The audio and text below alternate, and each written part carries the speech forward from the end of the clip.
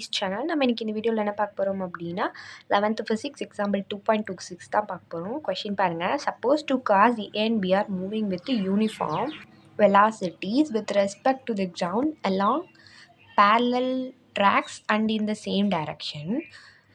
Let the velocities A and B 35 km per hour due to east and 40 km per hour due to east respectively. What is the relative velocity of a car B with respect to A அப்படின்னு கேட்குறாங்க. இப்போது படம் போடலாம். ஓகேவா? First வந்து என்னென்னா சரி okay, இப்போ வந்துட்டு நம்ம ஃபஸ்ட்டு படம் வரையலாம். என்னென்னா நம்ம வந்து இப்படி எப்பயுமே வந்துட்டு இந்த நார்த் ஈஸ்ட் வந்து போட்டுக்கோங்க. ஓகேவா? North, south, east and west. ஓகேவா? இதில் ஈஸ்டில் தான் வந்து பேரலல் ட்ராக்ஸ் இருக்குது. பேரலல் ட்ராக்ஸ்னால் வச்சுக்கோங்களேன், இந்த மாதிரி பேரலல் ட்ராக்ஸ் இருக்குது. இதில் வந்து ஒரு கார் மூவ் ஆகுது, இதில் ஒரு கார் மூவ் ஆகுது.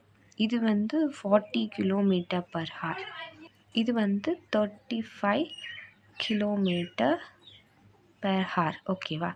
இது வந்துட்டு ரெண்டு இதுவும் பேரலெல்லாம் மூவ் ஆகிட்டு இருக்குது ஒரே டைரெக்ஷனில், ஈஸ்ட் டைரெக்ஷனில் அப்படின்னு சொல்லியிருக்கிறாங்க. இப்போது இதில் என்ன கேட்குறாங்க அப்படின்னா ரிலேட்டிவ் வெலாசிட்டி கேட்குறாங்க. ரிலேட்டிவ் வெலாசிட்டினா இதிலேருந்து பார்க்கும்போது அது எந்த ஸ்பீடில் டிஃப்ரென்ஸ் போகுது. ஓகேவா? ரெண்டும் இதுக்கு என்ன டிஃப்ரென்ஸ், அவ்வளோதான். அதுதான் ரிலேட்டிவ் வெலாசிட்டி. ஓகேவா? the relative velocity b with respect to a.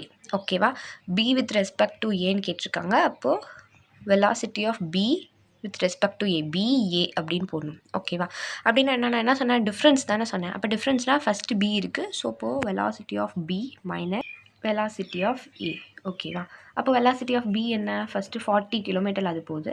velocity of a என்ன, 35 km போகுது. அப்போ ரெண்டோட டிஃப்ரென்ஸ் என்ன, 5 km per hour. அதே தான் இங்கேயும் வந்துட்டு. அப்போ அது a வித் ரெஸ்பெக்ட் டு பின்னு பார்த்தாலும் நமக்கு அதே 5 km தான் வரும். ஓகேவா? அவ்வளோதான் ஃப்ரெண்ட்ஸ், பாய்.